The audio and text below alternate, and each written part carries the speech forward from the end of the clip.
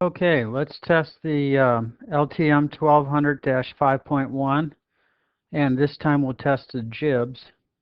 And let's look at our OSNAP settings for a moment. Make sure everything's unchecked with Object Snap and 3D Object Snap. And then we'll hit OK. Then we can go ahead and go to Operate, the crane and the fixed jibs, and start them up. And then we get a nil reply indicating that everything loaded properly. So we can go ahead and configure.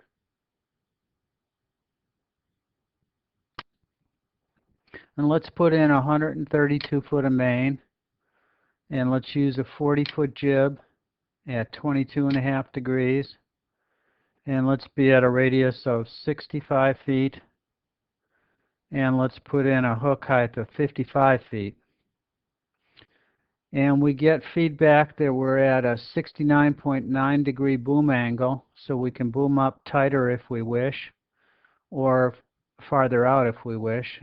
And we got a pretty considerable hook height of 167.5 feet. So we could actually reach a little bit more for our payload, so let's scoot it out a little bit, somewhere out about there. And now we can go ahead and use one of our favorite commands. Type in 1, 2, and all of the commands for the jib appear in a convenient box for us to use. And that one right there we could use, the go to, fix jib go to. And we can grab the node buried in the top of the rigging here.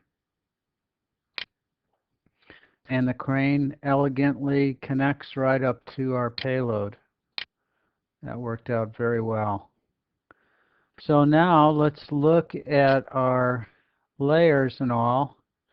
And we got all those counterweights we can tamper with. We can adjust our outrigger settings. And then we have a 1200 5.1 J-load layer that we can use. So let's do a CHPROP, change property command, and change that payload to reside on layer 1200 5.1 J-load. And hit enter again. And now let's see what happens when we raise the hook on that jib.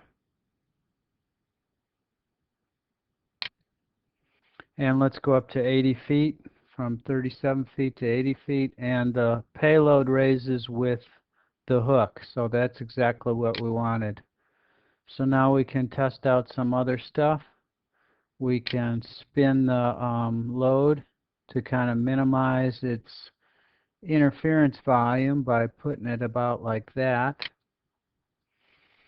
And what other commands can we use? Let's take our shortcut here. Let's do a rotate the carrier a little bit. Okay. And then we can pick up the crane and move everything wholesale with the FJ move. And let's do an undo, get it back in a position. Then what do we got? We can do a FJROT, and that will be our swinging or slewing, whatever you want to call it. And then we could do a fixed jib up or down. And right now we're at 70.5 feet. Let's go out to 75 feet. And that worked well. Now let's see what else we got.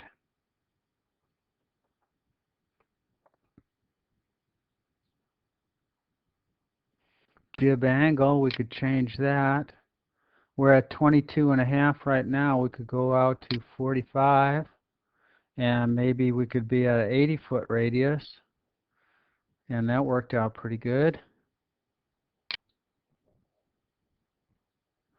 We could telescope with the jib.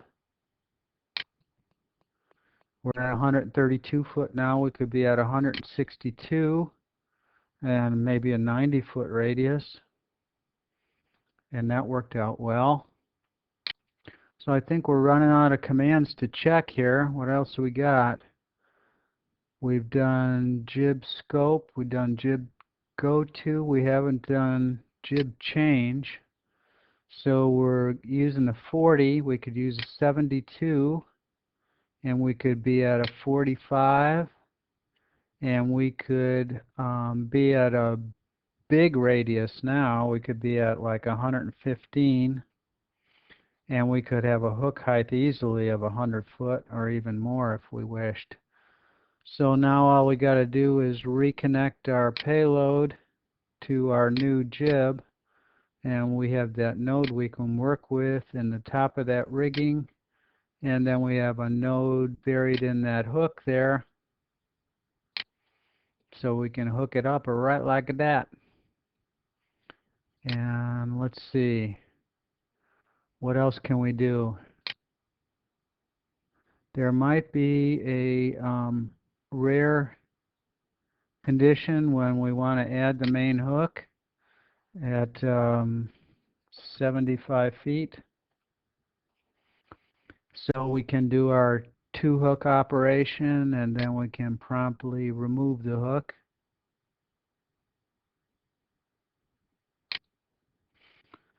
Let's see, check one more time, make sure we checked all of our functionality here. Jib up, down, scope, change, go to, jib angle, I think we did.